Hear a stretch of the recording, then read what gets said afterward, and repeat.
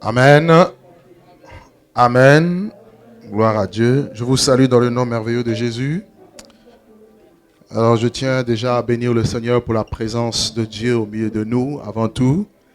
Et également bénir le Seigneur parce que nous étions partis en mission au niveau du Canada pendant 2 semaines. Et la main de Dieu a été fortement sur nous. Et merci encore pour vos prières parce que l'Église est en train d'avancer. Nous avons tenu 2 séminaires. Le premier thème était, nous avons développé pendant 3 jours dans une église essentiellement rwandaise, où nous avons parlé de lève-toi et sois éclairé. Et Dieu a fait tellement de miracles, tellement de prodiges que l'église a été restaurée et même l'effectif de l'église a été doublé par 2. Alléluia. On bénit le nom du Seigneur. Est-ce que tu peux acclamer Dieu pour cela? Non, tu n'acclames pas, là tu acclames pour moi. Acclame Dieu. Gloire à Dieu. Ça, c'est le premier travail que nous avons effectué. Donc, dès que nous sommes arrivés, 3 jours de séminaire, c'était intense. Le vendredi, le samedi, le dimanche. Et la semaine qui suivait, nous avons tenu un autre séminaire dans notre assemblée à nous, qui est à Ottawa. Là-bas aussi, nous avons vu vraiment la main de Dieu. Vous savez, rien que pendant la prédication, on prêchait, Dieu me donnait des paroles de connaissance. Il y a eu des gens qui ont été guéris. Amen. J'ai vu des boules disparaître, des seins, des cancers partir. Vraiment, on bénit le Seigneur. J'ai beaucoup de témoignages à la gloire de Dieu. Et je sais que vous avez prié pour nous. Alors, je tiens aussi à vous donner ce rapport pour vous dire que Dieu s'est manifesté. Dieu s'est glorifié. Alléluia. L'église grandit, ça grandit, ça grandit. Et il y aura un autre programme qui sera fait normalement d'ici le mois d'octobre avec le pasteur Serge qui sera normalement là-bas pour un grand programme aussi. En tout cas, nous rendons grâce à Dieu pour l'évolution du travail. Amen. Malgré les combats, les épreuves, les difficultés, la main de Dieu est avec nous. Amen. Nous continuons à avancer, nous n'allons pas lâcher, nous allons continuer. Alléluia. Alléluia. Gloire à Dieu. Nous sommes un peu fatigués, je suis un peu fatigué, vu la masse du travail, mais le Seigneur nous renouvelle. Donc, voilà un peu. Et vous, ça va? Les gens qui sont là pour la première fois, bonjour à vous, hein, que je n'ai pas encore vu. Que Dieu vous bénisse. Est-ce que vous allez bien? Je n'ai pas l'impression. Est-ce que vous allez bien? Qui ne va pas bien? Vous n'allez pas bien? Dis à ton voisin, ça va aller tout à l'heure. Regarde ton voisin, dis-lui, ça va aller tout à l'heure. Parce qu'on va parler de celui qui donne la solution. Il s'appelle Jésus. Alléluia. Jésus-Christ. C'est de lui qu'on va parler aujourd'hui. Amen. Alors, je vous invite à prendre avec moi 3 textes dans la Bible. 3 textes dans la Bible. Le premier se trouve dans le livre de Romains, chapitre 16.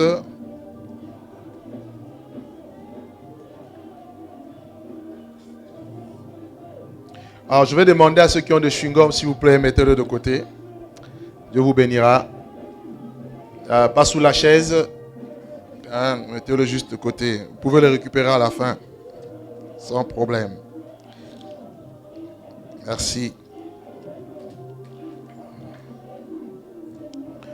Romains chapitre 16, le verset 25 à 27.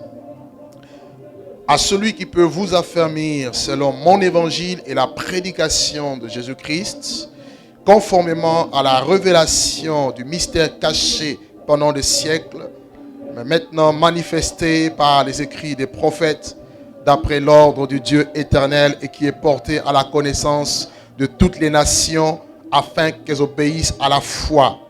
À Dieu, seul sage, soit la gloire au siècle de siècles par Jésus-Christ. Amen.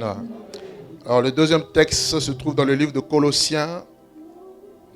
Colossiens au chapitre 2, le verset 1er au verset 3. Colossiens chapitre 2, le verset 1er au verset 3. La parole de Dieu nous dit ceci. Je veux en effet que vous sachiez combien est grand le combat que je soutiens pour vous et pour ceux qui sont à Laodicée et pour tous ceux qui n'ont pas vu mon visage, afin qu'ils aient le cœur rempli de consolation, qu'ils soient unis dans l'amour et enrichis d'une pleine intelligence pour connaître le mystère de Dieu, savoir Christ.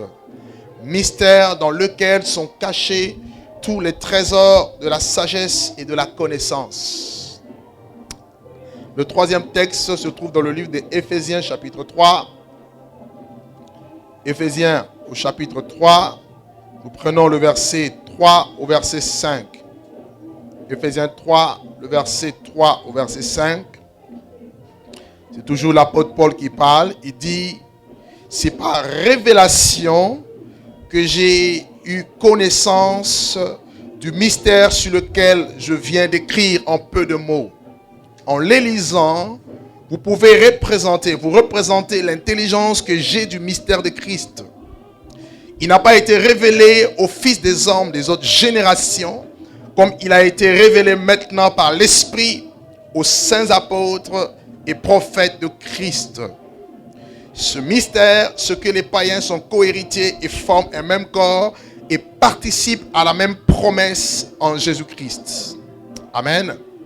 Et le dernier texte que nous allons prendre se trouve dans le livre de 1 Timothée au chapitre 3. 1 Timothée au chapitre 3. 1 Timothée au chapitre 3. Nous lisons le verset 16. 1 Timothée 3, le verset 16.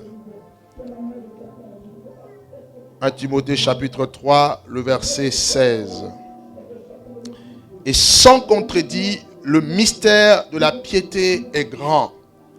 Dieu a été manifesté en chair, justifié par l'Esprit, vu des anges, prêché aux nations, cru dans le monde et élevé dans la gloire.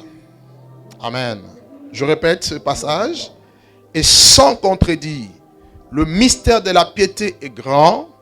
Dieu a été manifesté en chair, justifié par l'Esprit, vu des anges, prêché aux nations, cru dans le monde et élevé dans la gloire. Vous allez remarquer que dans les trois textes que nous avons pris ici, on nous parle à chaque fois des mystères. Dans le premier texte, on nous parle d'un mystère qui est caché, un mystère caché de tout temps et dans tous les âges, qui est amené à être révélé ou manifesté à un temps précis. Le deuxième texte que nous avons lu nous parle du mystère de Christ. Vous voyez, Paul dit dans Colossiens, il dit, je prie que Dieu vous enrichisse, qu'il vous donne l'intelligence pour que vous soyez enrichis, pour connaître le mystère de Dieu, c'est-à-dire Christ. Christ est le mystère de Dieu.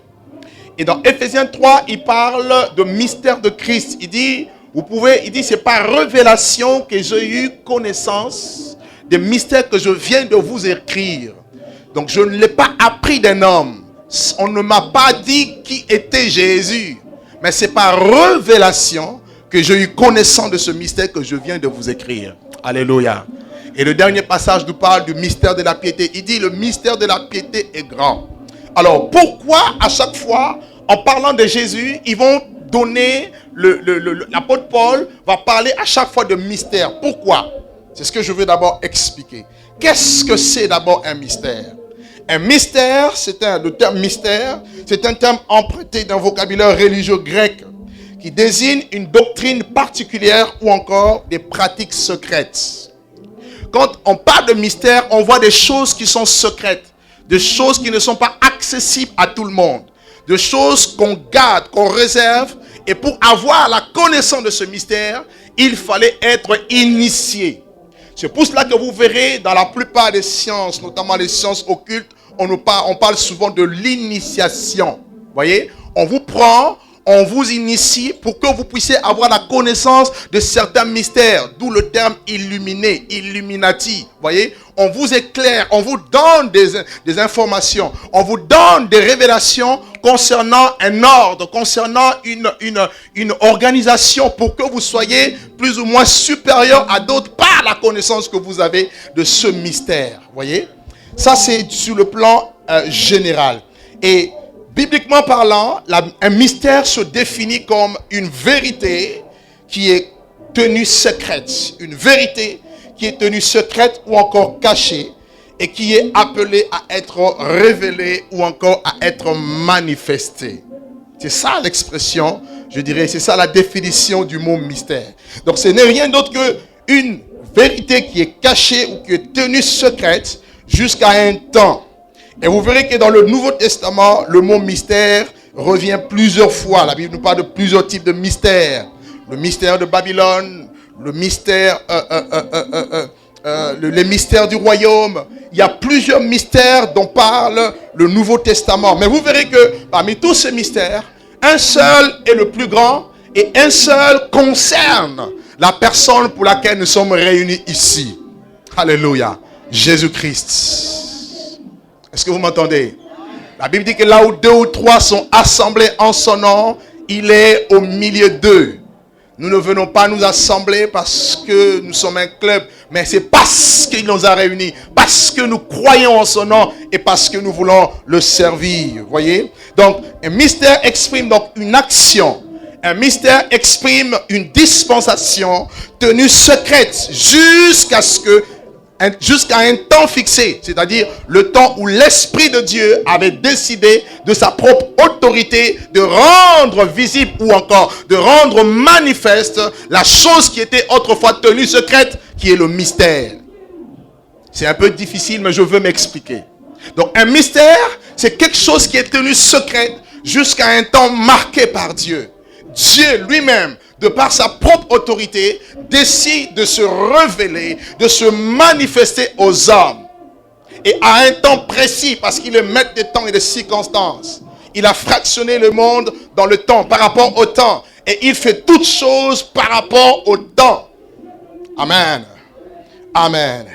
Donc un mystère, c'est aussi une vérité qui est scellée. Vous allez voir que quand, je donne un exemple, dans le livre de Daniel par exemple, quand Daniel le prophète a reçu de révélations de la part de Dieu, dans Daniel chapitre 12, Dieu lui dit, Daniel, scelle le livre de la prophétie. Scelle le livre. En effet, un livre qui est scellé, vous pouvez lire ce livre, mais vous n'allez jamais comprendre. Parce qu'il y a un sceau, quelque chose qui ferme, qui bloque l'accès. C'est pour cela que vous pouvez vous dire, mais comment personne ne peut venir à Jésus? Comment est-ce que les choses sont tellement simples à comprendre, mais les gens n'arrivent pas à comprendre? Tout simplement parce qu'il y a des choses qui sont scellées. Parce qu'il y a des choses qui sont comme des mystères. Vous pouvez avoir des yeux pour voir, mais vous ne voyez pas. Alléluia. Avoir des oreilles pour entendre, mais vous n'entendez pas, tout simplement parce qu'il y a certaines vérités que Dieu a cachées jusqu'à un temps précis. Et le livre de Daniel, c'était le cas. Dieu a donné des visions, Dieu a donné des révélations, mais ces choses étaient réservées pour le temps de la fin. Et Dieu dit, tiens ces choses secrètes jusqu'à ce que le temps de la fin arrive, parce que plusieurs la liront et la connaissance augmentera. En effet, le livre de Daniel constitue en lui-même un livre de révélation apocalyptique, des choses que nous vivons et que des choses que nous allons encore vivre. Mais regardez, le même Dieu arrive. Lorsqu'il se révèle à Jean l'apôtre dans l'île de Patmos, Dieu dit à cette fois-ci à Jean, ne scelle pas le livre parce que le temps est proche. Amen. Amen. Ne scelle pas le livre, ne ferme pas l'accès, ne bloque pas l'accès parce que le temps est proche. Le temps où Dieu veut se mouvoir, le temps où Dieu veut se manifester.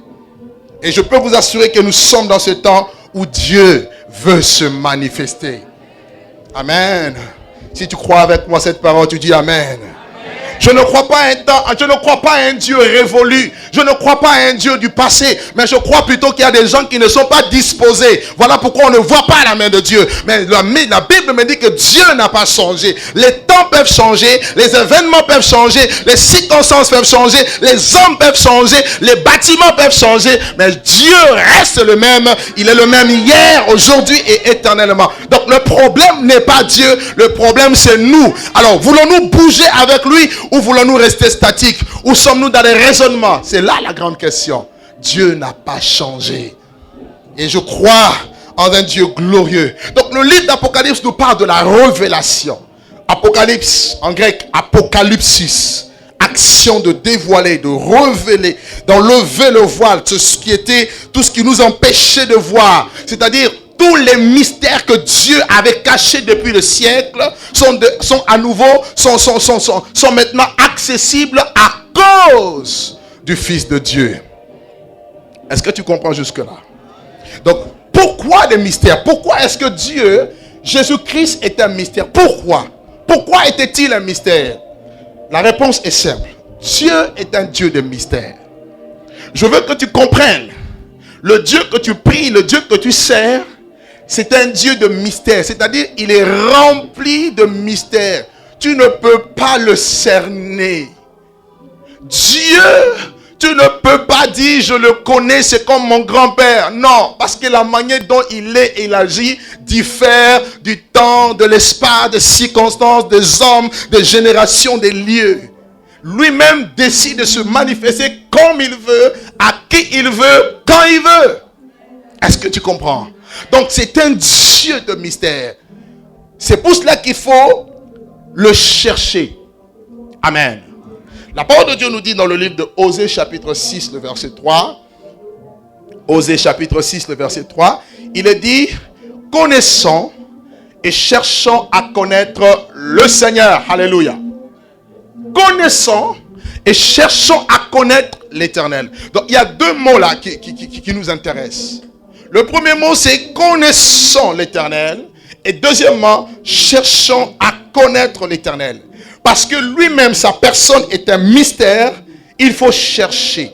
Dieu, nous avons sa connaissance à partir de la nature. Lorsque vous regardez la nature, vous regardez le ciel, vous regardez la lune, les étoiles, les mers, les océans, les montagnes. Tu regardes même l'homme tel que tu es, la morphologie que Dieu t'a donnée. Voyez-vous, ce que tu es, ta personne même, reflète Dieu. Voyez? Donc la nature exprime la nature de Dieu. La nature, je dirais, parle de Dieu. Dieu se révèle par la nature. Dieu se révèle aussi par sa parole. Lorsque nous avons la Bible, nous avons la Torah, nous lisons, nous pouvons avoir des informations sur Dieu. Nous pouvons dire que nous avons une connaissance de Dieu parce qu'on a quand même la Bible. Je vous poserai la question à tous les chrétiens ici qui est Jésus. Tout le monde me dira, il est mon Seigneur. Il est mon sauveur. Amen. Il est mort pour moi. En effet, ce sont des informations que la Bible nous donne qui nous parlent de Dieu et qui nous donnent une certaine connaissance de Dieu. Nous avons aussi la connaissance de Dieu. Nous connaissons l'Éternel aussi par les prédications. Quand Dieu nous parle, Dieu nous envoie des prédicateurs. Il nous parle de Dieu, il nous parle de Dieu. On arrive à connaître Dieu. Dieu peut nous parler aussi par des visions. Il y a des personnes, par exemple, qui ont vu Jésus comme ça. Vous voyez? Il y a des personnes qui ont eu des rencontres personnelles avec Jésus. Paul, par exemple, sur le chemin de Damas, il a vu une lumière éblouissante et une voix qui parlait depuis le ciel. Saul, Saul, pourquoi me persécutes-tu? Il pose la question à l'Éternel, qui es-tu? Il dit, je suis Jésus que tu persécutes. Après la résurrection de Jésus, il s'est manifesté, il se révélait aux apôtres à plus de 500 frères en même temps. Quelqu'un qui peut te parler de Jésus, il peut te parler d'une expérience qu'il a eue aussi. Mais ça ne suffit toujours pas. Alléluia. Parce que Dieu, tellement qu'il est mystérieux, il ne permettra jamais que tu puisses découvrir les multiples facettes. Pourquoi? Parce que même les anges qui sont dans sa présence, matin, midi et soir, qui crient Saint, Saint, Saint et l'Éternel des armées, ils ne cessent de découvrir les multiples facettes de ce Dieu. C'est-à-dire que même lorsque nous serons enlevés dans l'éternité, nous ne cesserons pas de découvrir qui est Dieu, de par sa personne glorieuse, mystérieuse. Mais ce Dieu de la Bible a décidé de se manifester. C'est pour cela qu'il dit, cherchez à le connaître. Donc tu ne dois pas t'arrêter à la connaissance que tu as aujourd'hui. Parce que la connaissance d'aujourd'hui, tu vas t'en lasser. Plus tu marches, tu dois demander à Dieu, tu dois chercher Dieu à ce qu'il puisse se révéler à toi d'une autre facette. Alors, alléluia. Je dis, tu dois demander à Dieu de se révéler, de se manifester à toi sous une autre facette. Alléluia. C'est pour ça qu'il est dit, cherchez à connaître l'Éternel. Ne pas se limiter à la connaissance que tu as. Aller au-delà de tes limites, car Dieu est une source intarissable. Car Paul dit, nous connaissons en partie. Même toute la révélation que Paul a écrite, il précise à la fin que nous connaissons en partie. Nous sommes limités dans notre connaissance de Dieu. Et aujourd'hui, je t'invite à chercher davantage Dieu. Parce que ta solution, la solution à ta vie, la solution à ton éternité, à tout ce que tu peux désirer, n'est pas le pasteur, n'est pas une église, mais c'est Jésus. Non, tu ne m'as pas répondu. Je veux entendre un grand amen. Parce que souvent, on a tendance à être déçu parce qu'on s'attend beaucoup de l'homme. Mais à un moment donné, on se rend compte que mais l'homme est limité. Je ne te parle pas d'un homme. Je te parle de Jésus qui est à source intarissable. C'est lui que tu dois chercher. Amen. Deutéronome chapitre 29, le verset 29, la Bible dit, les choses cachées sont à l'Éternel et les choses révélées sont à nous. Donc, Dieu, parce qu'il est mystère, il cache des choses. Deutéronome chapitre 29, le verset 29.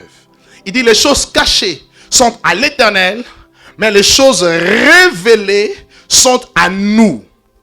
Donc, il y a des choses qui sont cachées, mais dans ces choses cachées, si nous cherchons Dieu, qu'est-ce qu'il va faire? Il va nous le révéler. Et une fois que nous avons la révélation, cela signifie que la révélation que nous avons, elle devient nôtre. Oh, amen. Vous ne verrez jamais dans la Bible Dieu se manifester à tout le monde de la même manière. Il y a des personnes à qui Dieu se manifestait comme étant Jéhovah Jireh. Yahvé Jireh, l'Éternel qui pourvoit. À d'autres, Yahvé Rapha. À d'autres, Yahvé Sabaoth.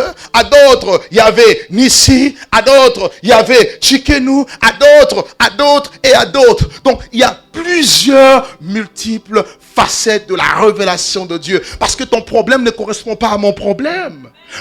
Ta vie n'est pas ma vie. Donc, par rapport à ta vie, par rapport à ce que tu veux que Dieu fasse pour toi, par rapport à ce que tu attends de Dieu, va correspondre une révélation particulière que Dieu va t'accorder, mais à condition que tu le cherches. Parce que si tu le cherches, il dit quoi? Si vous me cherchez, vous me trouverez. Si vous me cherchez de tout votre cœur, je me le serai trouvé par vous. Donc, si vous cherchez Dieu, qui est caché, qui est rempli de mystères, qui sont tous de mystères, il se révélera à vous. Et la révélation que vous aurez de Dieu vous appartiendra. Amen. Il sera votre Dieu. Tu n'auras pas besoin qu'on te dise qui est Dieu pour toi. Tu l'auras expérimenté. Amen. Gloire à Dieu. Les choses cachées sont à l'Éternel. Les choses révélées sont à nous. Et Dieu veut nous révéler sa nature. Il veut nous révéler sa puissance. Et la Bible nous dit que Christ était un mystère. Cela signifie quoi? Cela signifie que tous les mystères que vous avez qui sont cachés en Dieu, Yahvé, Dieu les a placés dans une personne qui est Christ. Vous comprenez pourquoi on lui pose la question, montre-nous le Père et cela nous suffit. Il dit quoi? Celui qui m'a vu, a vu le Père. Pourquoi? Parce qu'il est la somme de tout ce qui a Dieu, tout ce qui est à l'Éternel, à Yahvé. Dieu était inaccessible, mais tout ce qui est de Dieu est à nouveau accessible à nous par le canal de Christ, Jésus-Christ. Amen. Est-ce que vous me suivez jusque-là? Gloire à Dieu. Donc, Christ était un mystère. Et tous les prophètes de la Bible ont essayé de percer ce mystère. Très peu ont réussi. Pourquoi? Parce que Dieu s'était caché jusqu'à un temps précis. Alors, prenez avec moi la Bible dans le livre de 1 Pierre chapitre 1er. 1 Pierre chapitre 1er, nous allons lire le verset 10 au verset 12. 1 Pierre chapitre 1er, le verset 10 au verset 12. La parole de Dieu nous dit ceci. 1 Pierre chapitre 1, le verset 10 à 12. La Bible déclare, les prophètes qui ont prophétisé touchant la grâce qui vous était réservée ont fait de ce salut l'objet de leurs recherches et de leurs investigations. Car ils voulaient sonder l'époque et les circonstances marquées par l'Esprit de Christ qui était en eux et qui attestait d'avance les souffrances de Christ et la gloire dont elles se seraient suivies. Mais il leur fut révélé que ce n'était pas pour eux-mêmes, mais pour vous qui étiez le dispensateur de ces choses, que vous ont annoncé maintenant ceux qui vous ont prêché l'évangile par le Saint-Esprit envoyé du ciel et dans lequel les anges désirent plonger leur regard. Alors suivez bien. La parole de Dieu nous dit ici que tous les prophètes de la Bible qui ont prophétisé sur Christ, parce que personne ne pouvait prophétiser sans l'Esprit de Christ sur lui. L'Esprit de Dieu venait sur les prophètes et les prophètes commençaient à parler, à prophétiser et à prophétiser. Et la Bible déclare ici que tous ces prophètes qui ont prophétisé par l'Esprit de Christ, ils ont fait de ces choses, de Christ justement, l'objet de leurs recherches et de leurs investigations. Ils ont cherché Dieu dans la prière, certainement, dans le jeûne. Ils ont cherché à percer le mystère dans leur temps. Mais la parole de Dieu nous dit que ce n'était pas encore possible de percer le mystère en leur temps. Et pourtant, il y a eu beaucoup de prophètes que Dieu a utilisés. Dieu se servit de Ésaïe. Ésaïe qui était celui-même qu'on appelait le prophète messianique. Dieu a utilisé Ézéchiel.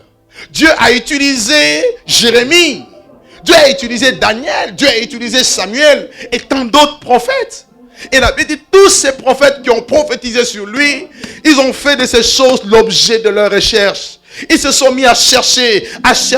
Mais celui dont nous parlons, nous voulons saisir les bénéfices de ce Christ glorieux. Mais pourquoi on n'arrive pas? Mais Dieu dit que ces choses, ce n'était pas pour eux. Mais c'était réservé pour une époque, pour un temps. Et ce temps-là, c'est le temps dans lequel toi et moi nous vivons. Le temps où Dieu est venu se manifester lui-même.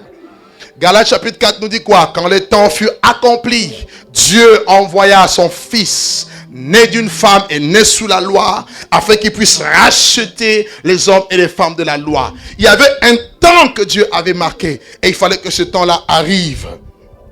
Alléluia. Alléluia. Et ceci est possible et accessible à toi. Donc Christ aujourd'hui est un mystère que toi tu es amené à posséder, à avoir avec toi. Parce que il est la clé de tout ce dont tu peux avoir besoin. Il est la solution à l'humanité, pas un autre. 1 Pierre chapitre 4 verset 1 nous dit, plutôt 1 Corinthiens chapitre 4, le verset 1er nous dit que nous sommes les dispensateurs de diverses grâces. Amen. Nous sommes les dispensateurs de diverses grâces comme si Dieu exhortait par nous. Donc, quelles sont ces grâces en question? Quels sont les mystères de Dieu que nous sommes appelés à répandre? Notamment le mystère de Christ. Alors, suivez. Je vous ai montré un peu ce que la Bible dit concernant Christ comme étant le mystère. Maintenant, regardez. Paul, celui dont nous avons lu les 4 textes, qui a présenté Christ comme le mystère. Regardez ce qu'il va dire. Paul dit que ce n'est pas que je l'ai appris de quelqu'un. C'est par révélation que j'ai eu connaissance du mystère. Ce qui veut dire quoi? Jésus, on a beau vous prêcher sur lui, vous avez beau aller dans une école biblique, une école théologique, venir même à la prière ici, si Jésus ne se révèle pas à vous, vous ne le connaîtrez jamais. Vous connaîtrez un Jésus littéraire, mais vous n'aurez pas la révélation de ce Dieu.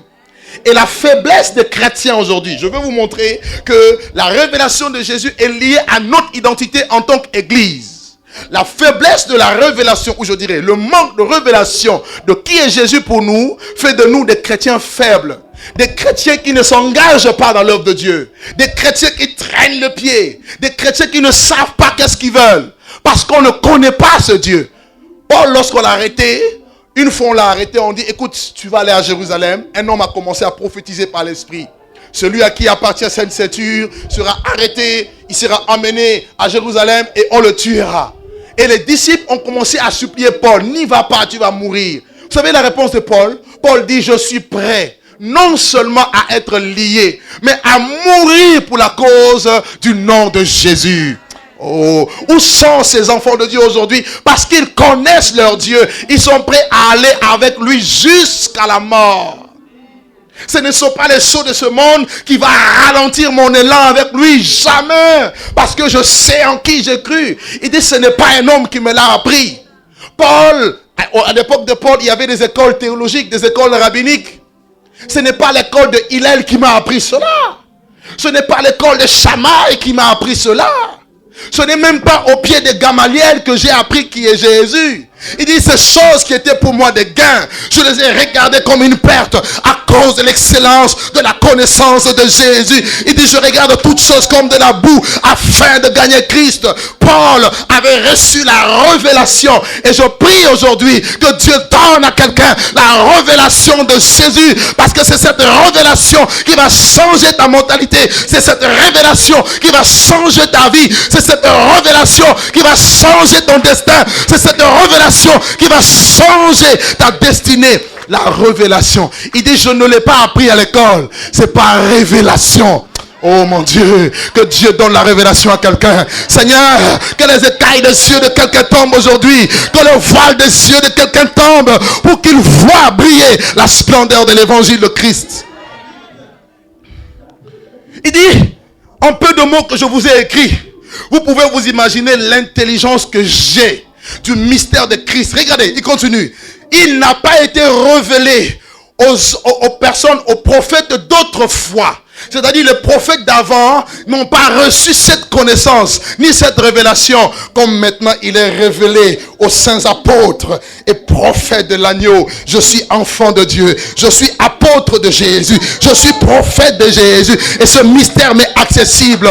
Une fois que tu as accès à ce mystère, il parle maintenant de l'église. Comme quoi le mystère de l'église est caché dans le mystère de Christ. Tant que tu ne connaîtras pas Christ, tu ne seras jamais l'église de Jésus. Tu seras membre d'une église locale, mais tu ne seras pas membre du corps de Christ. Tu ne vivras pas l'autorité de Dieu. Tu ne vivras pas l'héritage que tu as reçu en Dieu. Je veux te dire que tu es héritier de Dieu. Tu es co-héritier avec Christ. Ne regarde pas parce que tu marches à pied. Ne regarde pas parce que tu n'as pas de travail. Ne regarde pas parce que tu n'as pas d'argent. Ce n'est pas ces choses qui comptent devant Dieu. C'est ton héritage. Saisis ton héritage. Dis que je suis héritier. Amen. Amen. Il dit c'est par révélation. C'est par révélation. Et c'est le Saint-Esprit qui révèle. La révélation vient de Dieu. La révélation ne vient pas d'un homme. Ça vient de Dieu. Et Paul dans sa prière, il dit, je prie que le Dieu de gloire, le Père de gloire, il illumine les yeux de votre cœur. Pour que vous sachiez quelle est l'espérance qui est attachée à son appel. Et quelle est envers nous qui croyons l'infinie grandeur de sa puissance. Qui se manifeste avec efficacité par la vertu de sa main, de sa droite triomphante. Jésus de Nazareth. Je dis Jésus de Nazareth. Paul, apôtre de nation, il dit, l'église, les dominations et les autorités dans le lieu céleste doivent connaître par l'église la sagesse infiniment variée de Dieu, mais à condition que cette église ait la révélation de qui est Christ. Regardez maintenant avec Pierre, l'apôtre des Juifs. Un jour, il marche avec Jésus, avec les disciples. Dans Matthieu chapitre 16, Jésus leur pose une question. Dites-moi, qui suis-je au dire des hommes? Qu'est-ce que les gens disent de moi? Ils vont commencer à répondre. Il y en a qui disent que tu es Élie. D'autres disent que tu es Jérémie. D'autres encore disent que tu es Jean-Baptiste ou l'un des prophètes. C'est bien. Et Christ se tourne vers eux et il pose la question maintenant. Et vous? Qui dites-vous que je suis? Il y a eu certainement un silence de mort. Ils se sont tous regardés. Mais regardez la suite. La Bible dit quoi? Pierre répondit, tu es le Messie. Tu es le Christ. C'est Jésus qui parle. Jésus signifie Yahvé sauve. Jésus était le nom. Et à cette époque, beaucoup de personnes pouvaient s'appeler Jésus. Mais la différence, ce n'est pas de porter le nom de Jésus. La différence, c'est d'être loin de Dieu. Parce que loin de Dieu signifie Dieu qui allait s'incarner, qui allait prendre la forme humaine et qui allait accomplir une mission divine. Laquelle? Ésaïe lui-même l'a prophétisé. L'Esprit du Seigneur, l'Éternel, est sur moi parce qu'il m'a oint pour annoncer la bonne nouvelle aux pauvres. Il m'a envoyé pour guérir ceux qui ont le cœur brisé, pour libérer les captifs, pour délivrer les possédés, pour annoncer une année de grâce de l'Éternel et proclamer le temps de vengeance. Il fallait que le Messie oint de Dieu, le Fils oint de Dieu vienne. Et lorsqu'il est venu, très peu ont su que c'était lui, parce que beaucoup ont dit que c'était Jérémie, était Élie, il était peut-être Jean-Baptiste ou l'un des prophètes. Mais lorsque Pierre l'a dit, Jésus s'est arrêté. Regardez bien. Jésus s'arrête. Il lui dit, tu es heureux, Simon, fils de Jonas. Parce que ce ne sont pas la chair et le sang qui t'ont révélé cela. Christ est un mystère que Dieu le Père seul révèle aux hommes. Regardez, quand il a eu la révélation de Jésus, quand il a eu la révélation de Christ, le mystère de Dieu, Dieu lui a dit, tu es heureux. Ce qui veut dire, ton bonheur ne dépend pas du matériel. Ton bonheur ne dépend pas des choses que tu peux avoir dans ce monde. Ni tu es venu, ni tu partiras. Le bonheur ne fait jamais l'homme. Alléluia. L'argent ne fait jamais le bonheur. Mais le vrai bonheur vient de la personne de Jésus. Et il dit, tu es heureux. Tu es heureux. Est-ce qu'aujourd'hui je peux dire à quelqu'un que quelqu'un est heureux? Tu es heureux. Tu es heureuse. Pas parce que tu es venu aujourd'hui, mais tu es heureux, heureuse parce que tu as la révélation de Jésus. Ce ne sont pas les hommes qui t'ont révélé. C'est mon Père. Et aussitôt, Pierre reçoit la révélation de l'église. Et moi, je te dis que tu es Pierre. Sur ce roc, moi, Jésus, je bâtirai mon église. Et les portes de ce jour de mort ne prévaudront point contre elle. Vous dormez? Et les portes de ce jour de mort ne prévaudront point contre elle. Il n'a pas parlé de l'église avant la révélation du mystère de Christ. Non. Ce qui veut dire quoi?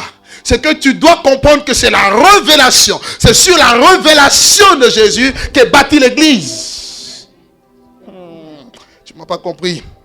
Je dis à quelqu'un que l'église est bâtie sur la révélation de Jésus. L'identité de l'église se trouve en Christ. Il est la tête et nous sommes le corps. Si tu ne reconnais pas la tête, tu seras un corps sans tête. Et voilà comment l'église est faible, parce qu'elle n'a pas de tête.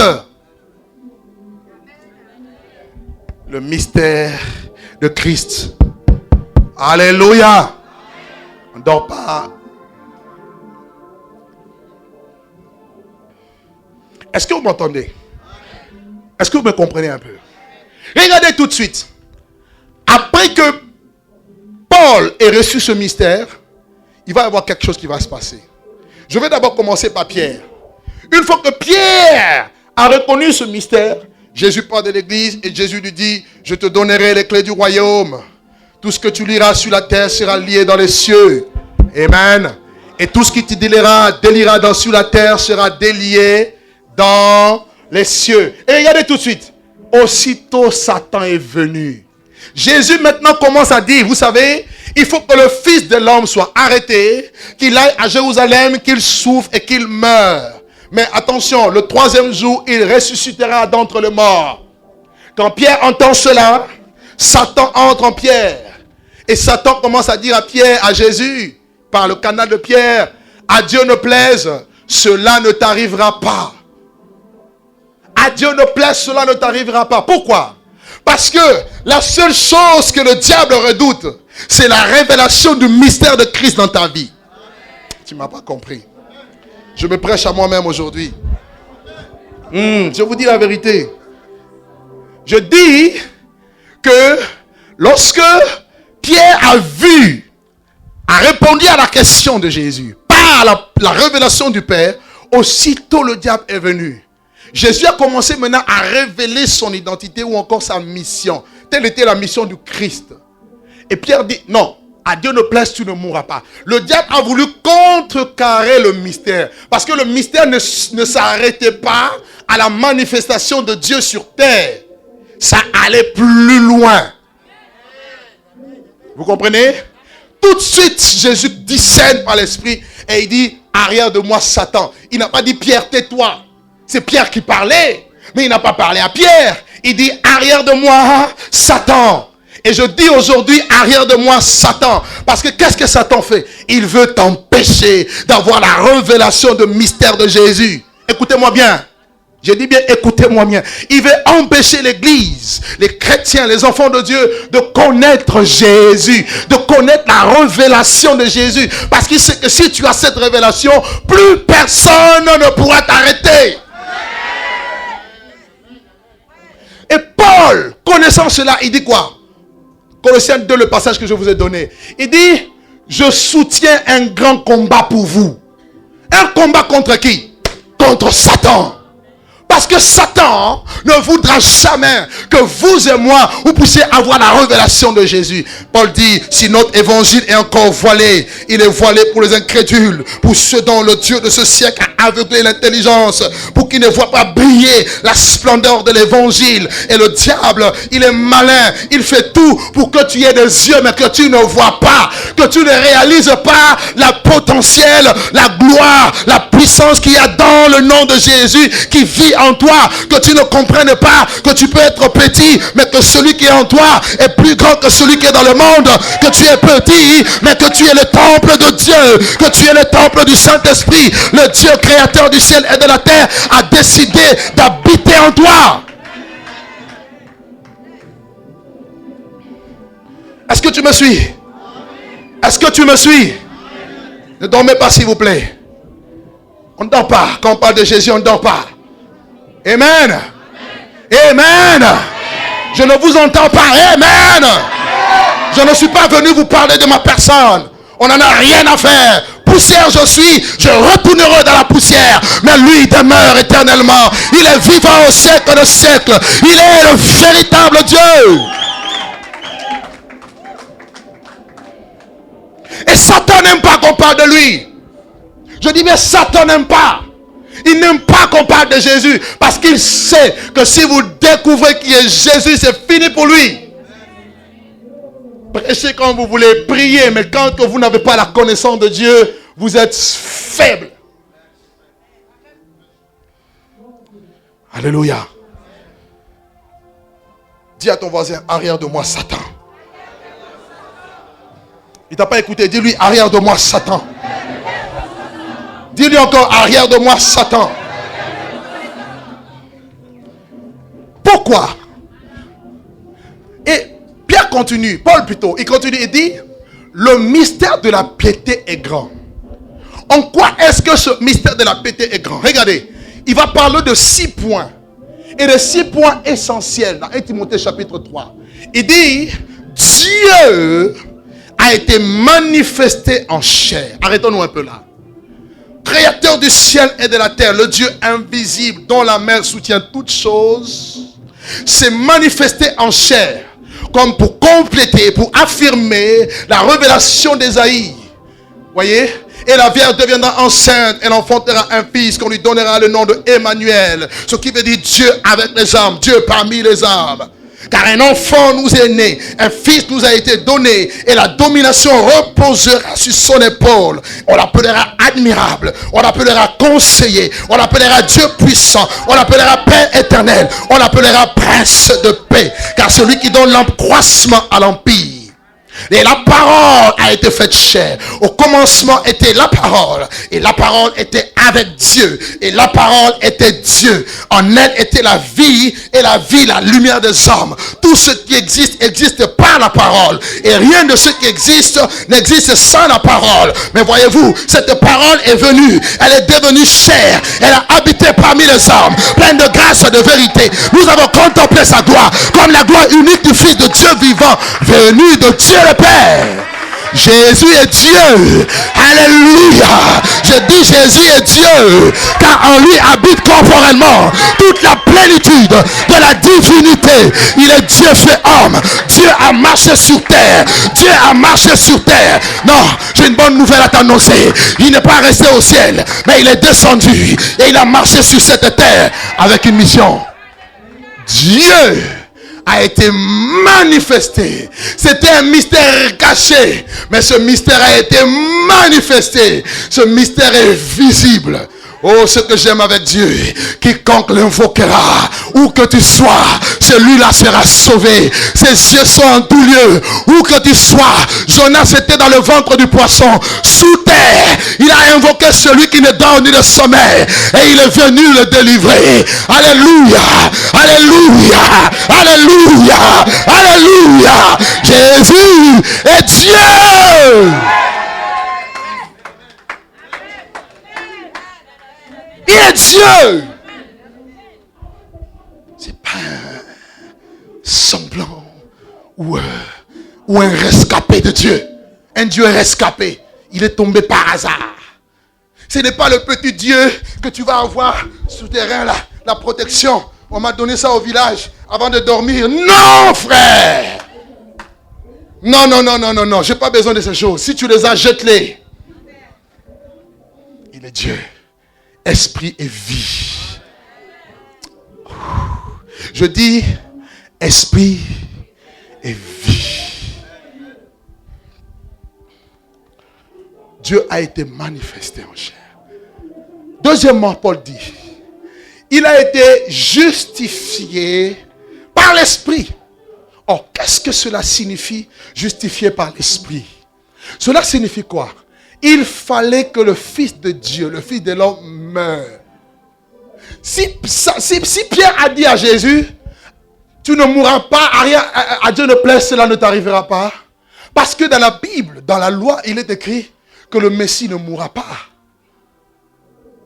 Et même ils étaient perplexes. Mais comment est-ce que tu lui dis que tu es le Messie et tu nous dis que tu vas mourir?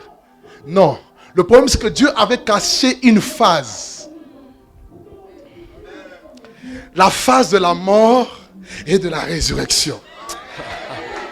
Parce que la mort signifie la fin de toute chose. Si le Messie meurt, c'est que c'est fini.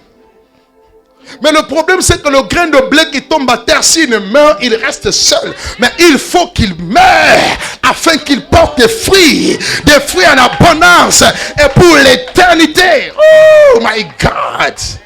Quelqu'un ne m'a pas compris aujourd'hui. Je dis quelqu'un ne m'a pas compris aujourd'hui. Si j'étais en Amérique, tout le monde allait se lever et crier Amen, Alléluia, Hosanna. Non, je vous dis la vérité. Je veux parler de ce Jésus. Amen. Amen. Amen. La phase de la mort a été cachée. Mais voilà qu'il vient. On l'arrête. Il dit non. Tu n'auras pas, il dit à Pilate, tu n'auras pas sur moi le pouvoir, le dessus. Si cela ne t'avait pas été donné depuis le ciel. Il dit, personne ne m'ôte la vie. J'ai le pouvoir de donner ma vie. J'ai le pouvoir de reprendre ma vie. On le prend, on le crucifie. Il reste là suspendu sur le poteau de la croix. Pendant 3 heures, il a eu les ténèbres sur toute la surface de la terre. Il était en train de dépouiller les dominations. Il était en train de dépouiller les autorités. Il était en train de les livrer publiquement en spectacle, en triomphant d'elle par la croix. Et Jésus a rendu l'esprit et il a crié, tout est accompli, tout est accompli. Il est mort pour nos péchés, mais il devait ressusciter pour notre justification.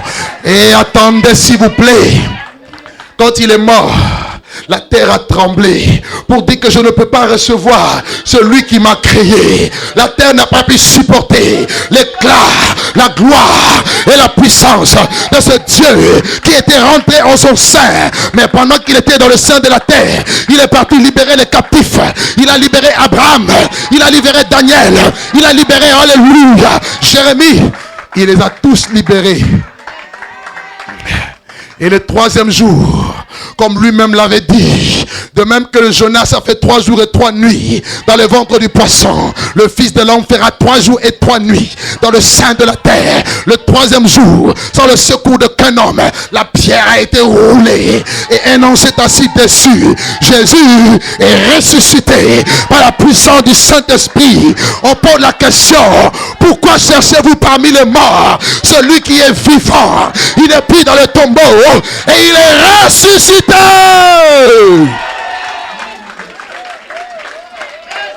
Il n'est plus dans le tombeau, frère.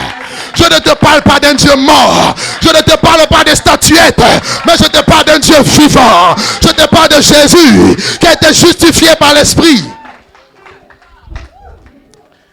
La Bible dit troisièmement, il a été, oh mon Dieu, vu des anges. Les anges sont des esprits de Dieu. Les anges sont aussi des hommes, des messagers, agélos. Or, Jésus avait donné une prophétie à Nathanaël. Il dit à Nathanaël, parce que je t'ai dit que je t'ai vu, tu as cru. Il dit, vous verrez de nouveau le ciel ouvert et les anges de Dieu monter et descendre au-dessus du Fils de l'homme. Mes amis, depuis l'ascension de Jésus, le ciel est ouvert.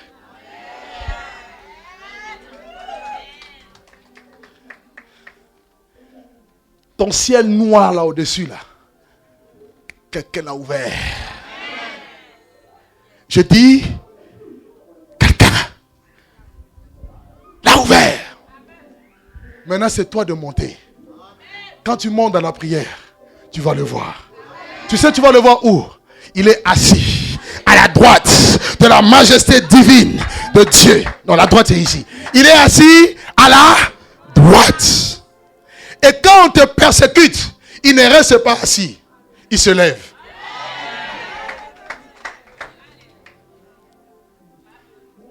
Je veux dire par là, toutes les personnes qui te combattent, qui t'attaquent, en fait sont en train d'attaquer Jésus. Celui qui vous touche la prunelle de son œil. Qui es-tu pour toucher la prunelle de Dieu? Tu auras une gifle, tu ne vas pas comprendre. C'est pour ça que je veux dire à tous les enfants de Dieu, dormez la nuit. Regarde ton voisin, dis, dors, ronfle même. Tu n'as pas besoin de mettre une bassine devant la porte. Comme ça, si les démons arrivent, ils vont voir la bassine, ils ne vont pas sauter. Non, ils vont sauter la bassine. Tu n'as pas besoin de dormir avec la Bible sous le chevet comme quoi. Bon, psaume 23, l'Éternel est mon berger, je ne manquerai de rien. Non! Le diable n'a pas peur de ce livre. Il a peur de la révélation de Dieu en toi. Vue des anges. Nous sommes une race d'anges qui voient Jésus. Dans la prière, nous le voyons. Dans l'adoration. Et il continue. Il a été prêché aux nations. Le nom que Dieu nous a demandé de prêcher. Dieu n'a pas dit allez prêcher telle doctrine, telle doctrine. Aujourd'hui, l'Église est en train de faire une guerre doctrinale. Il faut prêcher Jésus. Prêcher le salut de l'humanité. Et il dit cru dans le monde et élevé dans la gloire. Je veux juste nous donner 2 passages et je veux m'arrêter. Pour prier. Dans 1 Corinthiens, chapitre 2. La Bible dit quoi? Déjà dans Colossiens que je vous ai donné, la parole de Dieu nous dit que dans le mystère de Dieu sont cachés tous les trésors de la sagesse et de la science. Tous les trésors. Notre Dieu est un Dieu de trésors. Il est riche, extrêmement riche. Et les trésors de la sagesse, vous le lisez dans Proverbes chapitre 8, où on nous parle de la sagesse. La sagesse amène la richesse. La sagesse amène le bien durable. La sagesse amène l'intelligence. La sagesse amène l'or, l'argent, tout ce que vous voulez. La raison pour laquelle, lorsque Dieu pose la question à Salomon, que veux-tu? Salomon demande, je veux la sagesse. Je veux Jésus. Est-ce que vous me comprenez? Maintenant, 1 Corinthiens 2, le verset 6 au verset 8. Je veux demander à toute l'église de le lire. 1 Corinthiens chapitre 2, verset 6 à 8.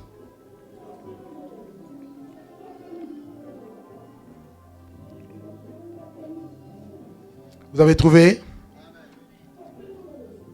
Est-ce qu'on peut le lire tous ensemble? Lisons 1, 2, 3.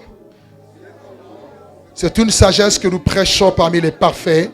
Sagesse qui n'est pas de ce siècle, ni de chef de ce siècle, qui vont être réduits à l'impuissance. Nous prêchons la sagesse de Dieu, mystérieuse et cachée, que Dieu, avant des siècles, avait prédestinée pour notre gloire. Sagesse qu'aucun des chefs de ce siècle n'a connue, car s'il l'avait connue, il n'aurait pas crucifié le Seigneur de gloire. Amen. Voilà ce que Paul dit. Il dit, en lui sont cachés tous ces trésors de la sagesse et de l'intelligence. Et il finit par dire que c'est une sagesse que nous prêchons parmi les parfaits. Paul, son message central, son message de base, son message était basé sur la révélation de Jésus-Christ. Beaucoup d'entre nous, nous admirons Paul. Nous admirons le premier chrétien. Mais nous ne savons pas qu'est-ce qui a fait leur force. Une des choses qui a fait la force des premiers chrétiens, ils cherchaient à connaître Dieu. Ils avaient une relation étroite et intime avec lui. Alléluia. Paul dit aux chrétiens, il dit, quand je suis allé chez vous, ce n'était pas avec une supériorité de langage que je vous ai annoncé l'évangile ou le témoignage de Dieu. Je n'ai pas eu la pensée de savoir parmi vous autre chose que Jésus-Christ et Jésus-Christ crucifié. Il dit, moi-même j'étais au milieu de vous dans un état de crainte et de tremblement. Mais ma parole et ma prédication ne reposaient pas sur des discours persuasifs d'une quelconque sagesse, mais sur une démonstration d'esprit et de puissance. Afin que votre foi soit basée, non sur la sagesse des hommes, mais sur la puissance de Dieu. Amen. Or, la puissance de Dieu ne peut en aucun cas se manifester là où Jésus ne pas prêché. Là où le mystère de Dieu est mis au placard, on n'en parle même pas, ce n'est pas possible. Jésus a dit quoi? Paul dit, un autre passage dans Colossiens chapitre 1er. Prenez avec moi, Colossiens 1, le verset 24 à 27. Colossiens chapitre 1er, le verset 24 au verset 27. On va le lire aussi à haute voix.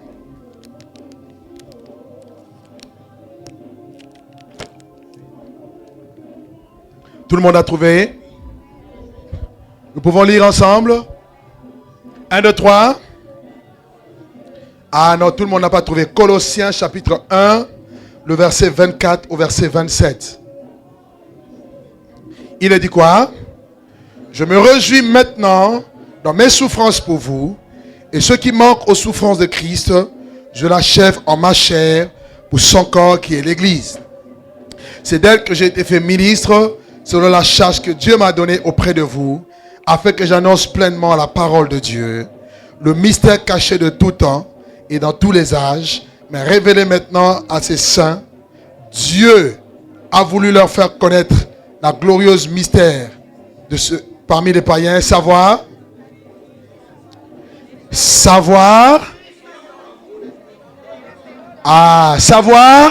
Christ en vous, l'espérance de la gloire. Il dit qu'il vient chercher une église glorieuse.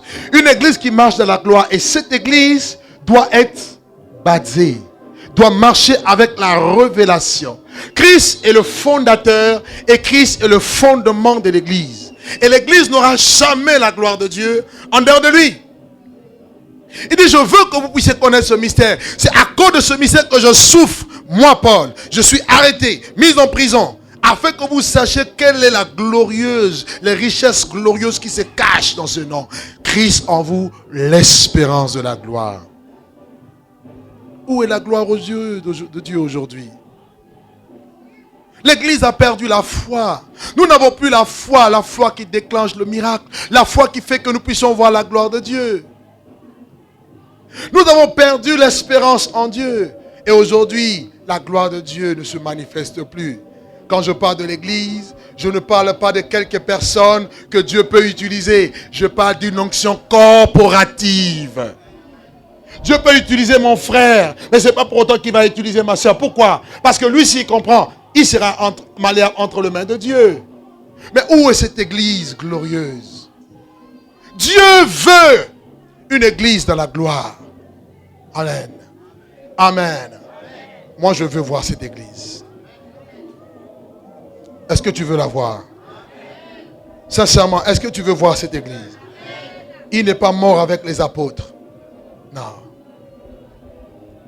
Dans ce temps de la fin où il y a des lois qui sont iniques, des lois iniques qui sont votées, il faut une gloire supérieure. Il dit quoi? Il dit, nos légères afflictions du moment présent produisent pour nous, au-delà de toute mesure, un poids éternel de gloire. Nous voulons voir cette gloire aujourd'hui. Regarde ton voisin, dis aujourd'hui. Regarde ton voisin, dis-lui aujourd'hui. Touche-le là, dis-lui aujourd'hui. Il n'a pas entendu, dis-lui aujourd'hui. Tu dois voir la gloire de Dieu. Dis-lui encore aujourd'hui. Aujourd'hui. Pas demain. Pas demain. Tu dois voir la gloire de Dieu. Tu dois voir la gloire de Dieu. Parce que Jésus n'est plus un mystère. Il est révélé. Il est manifesté. Il est à moi. Non, dis, confesse avec moi. Il est à moi. Il est en moi.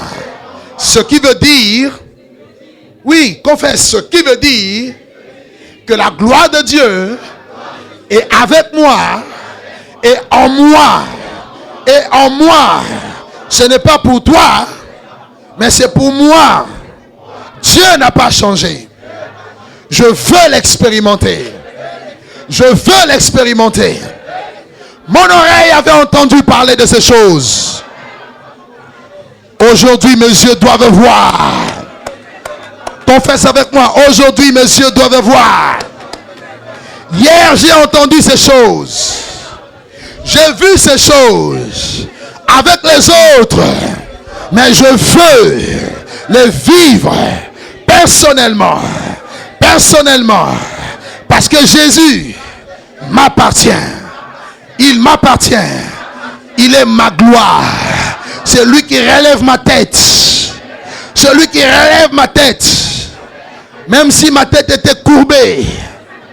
Même si j'étais dans la honte.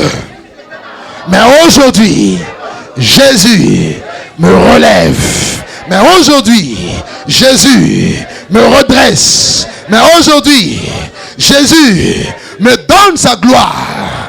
Au nom de Jésus. Acclame Dieu très fort. Acclame Dieu très fort. Très fort, très fort. Acclame-le. Acclame-le, acclame-le, acclame-le, acclame-le, acclame-le. Acclame Jésus. Mighty God. Tu vas te lever là où tu es. Lève-toi là où tu es. Lève juste tes mains vers le ciel.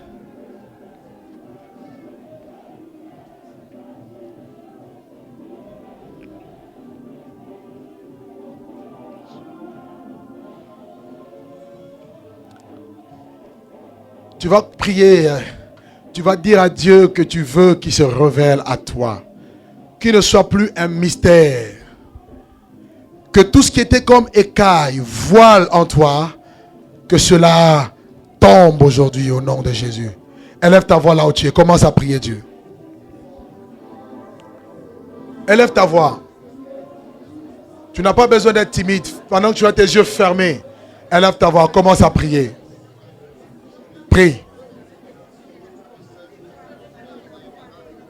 Prie Dieu. Prie. Il ne t'entend pas. Prie. Élève ta voix. Prie. Prie au nom de Jésus. Prie sincèrement au nom de Jésus.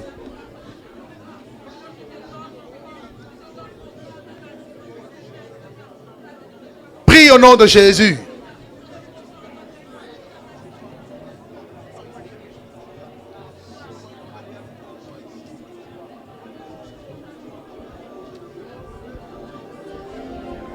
Prie, prie, prie, prie.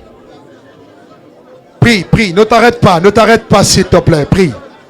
Prie. Je veux connaître Jésus. Je veux connaître Jésus. Prie, prie. Prie de tout ton cœur. Prie, prie. Continue à prier. Continue à prier. Continue à prier. Continue à prier. Que le voile tombe. Que les écailles tombent au nom de Jésus. Tu veux avoir la révélation. C'est sa révélation qui te donnera la vie de sainteté. C'est la révélation de Jésus qui va transformer ta vie. C'est la révélation de Jésus qui va faire des miracles dans ta vie. Continue à prier là où tu es. Et pendant que tu pries, Dieu est en train de se manifester parmi nous. La gloire de Dieu est en train de descendre. Continue à prier, continue à prier. Continue à prier, continue à prier. Il se pourrait que pendant que tu pries, que tu vois Jésus. Il se peut que pendant que tu pries, que Jésus vienne se révéler à toi. Prie, prie, prie. Tu as tes yeux fermés. Prie, prie, prie Dieu. Prie ton Dieu. Prie ton Dieu en rapport avec cette parole. Prie, prie. Prie, je veux la révélation de Jésus. Je veux le connaître. Je veux le connaître. Je veux le toucher. Oui, je le veux. Oui, je le veux. Prie. Prie le Seigneur. Prie le Seigneur. Prie, prie. Prie au nom de Jésus. Prie au nom de Jésus. Oh Ramaka Santari Moro Fori Lote na Braden. Rene Moro Soke Mana Braden. Rene Mana Sake na Way Bro Fori Lote na Mana Braden. Jesus Koro Bote na Mana Braden. Rene Bo Fori Lote na Mana Braden. Prie, prie, prie, prie. Prie, prie, prie, prie. Alléluia. Alléluia. Il y a une personne ici qui reçoit la révélation de Jésus. Il y a une personne ici qui avait prié à Dieu. Tu as demandé à Dieu de se révéler à toi particulièrement. Tu as demandé à Dieu de se révéler à toi particulièrement. Il a entendu ta prière. Il va se montrer à toi. Il va se montrer à toi. Il va se montrer à toi. Continue à prier, continue à prier, continue à prier. La main de Dieu est parmi nous. Continue, continue à prier. Prie Dieu au nom de Jésus, là où tu es. Oh Ramma Santaria Baba Baba. Alléluia, alléluia, alléluia. Alléluia. Oh, je vois la présence de Dieu qui descend en ce lieu. Je vois la main de Dieu qui descend en ce lieu et qui touche beaucoup de personnes. Je vois la main de Dieu qui vient comme avec de l'huile et qui se déverse dans la vie de beaucoup de personnes. Oui, je vois la main de Dieu. Elle arrive maintenant pendant que tu es en train de prier. La main de Dieu est en train de se poser sur toi. La main de Dieu est en train de poser sur toi. Là où tu es, pendant que tu es en train de prier, voici la main de Dieu. Dieu se pose sur toi. Dieu se pose sur toi. La main de Dieu se pose sur toi. La main de Dieu se pose sur toi. Oui, femme, la main de Dieu est sur toi. Oui, femme, Dieu t'a donné le don de vision et tu as commencé depuis un temps à perdre, oui, à oublier tes songes et tes visions. Dieu rallume ces dons en toi au nom de Jésus. La main de Dieu est sur toi. La main de Dieu est sur toi, femme, au nom de Jésus. Il y a une personne ici que Dieu va puissamment utiliser dans le domaine de la guérison divine. Il va puissamment utiliser dans le domaine de la guérison. La main de Dieu se pose sur toi. Oui, Jésus, qui est l'onction, qui amène l'onction, se pose sur toi. Oh my God. Quelle présence de Dieu. Quelle présence de Dieu. Je sens un mouvement spirituel. Vous m'entendez? Je sens un mouvement dans l'esprit. Je sens le mouvement de Dieu dans l'esprit. Aujourd'hui même, je sens le mouvement de Dieu dans l'esprit. Je sens dans l'esprit le mouvement de Dieu. Dieu veut toucher la vie d'une personne. Il y a une personne qui sera puissamment touchée par Dieu. C'est une jeune. Tu vas commencer à servir Dieu puissamment. Car la main de Dieu t'a désigné. Dieu t'a désigné. Dieu veut que tu puisses le servir, le servir. Prends l'onction de Dieu avec toi. Prends l'onction de Dieu maintenant avec toi. Prends l'onction de Dieu avec toi maintenant. Il y a une personne ici. Dieu t'appelle à aller dans les hôpitaux. La gloire de Dieu descend sur toi. Dieu te dit pars. Qu'attends-tu encore? Qu'attends-tu encore? Il y a des malades qui attendent que tu pries pour eux. Voici l'esprit. Voici l'esprit. Voici l'esprit. Prenez au nom de Jésus. Oh mighty God. Oh mighty God, quelle présence de Dieu, quelle présence de Dieu. Oh my God, praise the Lord, praise the Lord. Quelle présence de Dieu, quelle présence de Dieu. Amène-moi ces deux jeunes filles, je vais prier pour elles. La gloire de Dieu est parmi nous. La gloire de Dieu est parmi nous. La gloire de Dieu est parmi nous. Merveilleux Jésus. Merveilleux Jésus. Lève tes mains, lève tes mains. Dieu va puissamment t'utiliser. Dieu va puissamment t'utiliser. Mets-toi à part pour Dieu. Mets-toi à part davantage pour Dieu. Il y a un appel pressant de Dieu que Dieu t'a adressé. Dieu veut commencer à se mouvoir avec toi. Oh, Rama Santa Baba. Oh, Jesus. Oh, aide-le, aide-le. Aide-le au nom de Jésus. Oh, my God. Oh, my Jesus. Aide-le. Oh. Protocole, s'il vous plaît. Protocole. J'ai des responsables ici. Veillez, s'il vous plaît, pendant le mouvement de l'esprit. On ne sait jamais, il ne faut pas que quelqu'un se casse la nuque ici.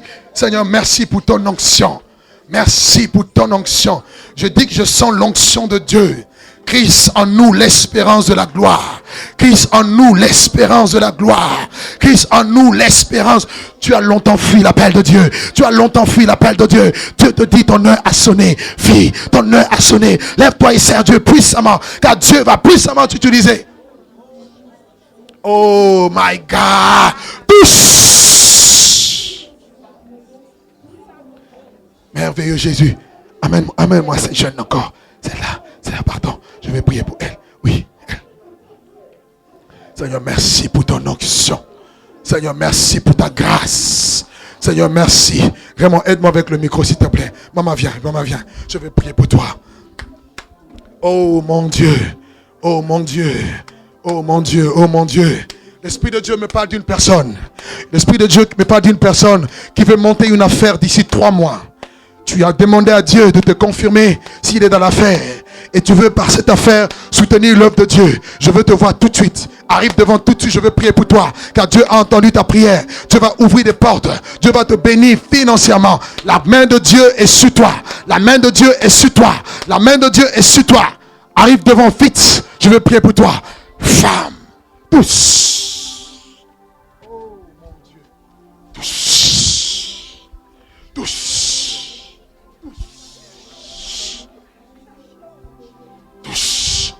Touche la puissance de Dieu.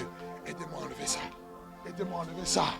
Je dois prier pour les gens. Oh mon Dieu, quelle présence de Dieu. Les 3 sœurs là, venez. Venez les 3 sœurs derrière. Vite.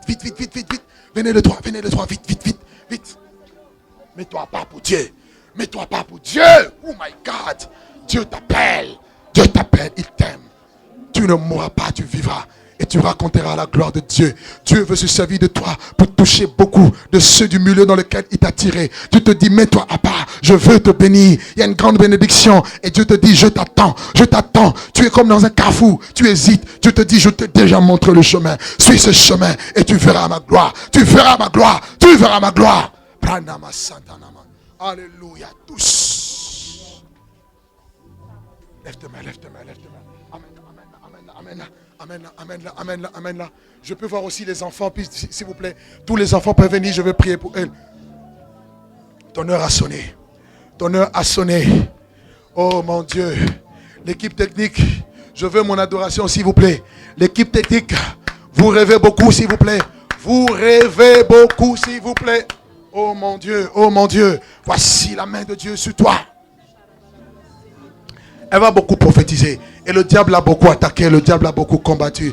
Dieu dit, je guéris ton âme, je guéris ta vie. Et tu es une perle pour moi. Tu seras un témoignage vivant dans ta famille. Et toute ta famille viendra à moi, te dit le Seigneur. Comme tu avais prié le Seigneur. Dieu te dit qu'il a plané tous tes sentiers dans ta vie. Tu verras sa gloire et sa puissance. Sa main est sur toi. Tu vas ouvrir ta bouche, tu vas prophétiser. La gloire de Dieu va tomber sur les gens. Je vois beaucoup de jeunes qui sont derrière toi. Tous. Voici l'onction de Dieu. Tous. Tous. Au nom de Jésus. Où est cette personne qui veut faire des affaires? Je veux voir cette personne, s'il vous plaît. Je veux la voir tout de suite. C'est toi? Toi aussi? Oh mon Dieu. Levez vos mains. Voici la grâce de Dieu sur toi. Voici la grâce de Dieu. Au nom de Jésus de Nazareth. Prenez cela au nom de Jésus. Prenez cela au nom de Jésus. Oh, prenez cela au nom de Jésus-Christ. Alléluia. Prends cela au nom de Jésus. Quelqu'un souffre de problèmes au niveau des articulations. Arrive vite, je veux prier pour toi. Une personne souffre de problèmes des articulations. Viens, je veux prier pour toi. Une personne a des douleurs au niveau de son genou gauche. Arrive, je veux prier pour toi. Car la main de Dieu est ici pour te guérir. Il y a une personne qui a beaucoup de problèmes de rhumatisme. Arrive, je veux prier pour toi. Car la main de Dieu est là pour toi. Seigneur, merci pour ta fille. Au nom de Jésus. Tous. Oh, alléluia. Tous. Sois guéris au nom de Jésus de Nazareth. Tous. Sois guéris au nom de Jésus de Nazareth. Oh, gloire à toi, gloire à toi, gloire à toi, gloire à toi. Où sont ceux qui sont malades? Oh my God, Seigneur, merci. Seigneur, merci au nom de Jésus.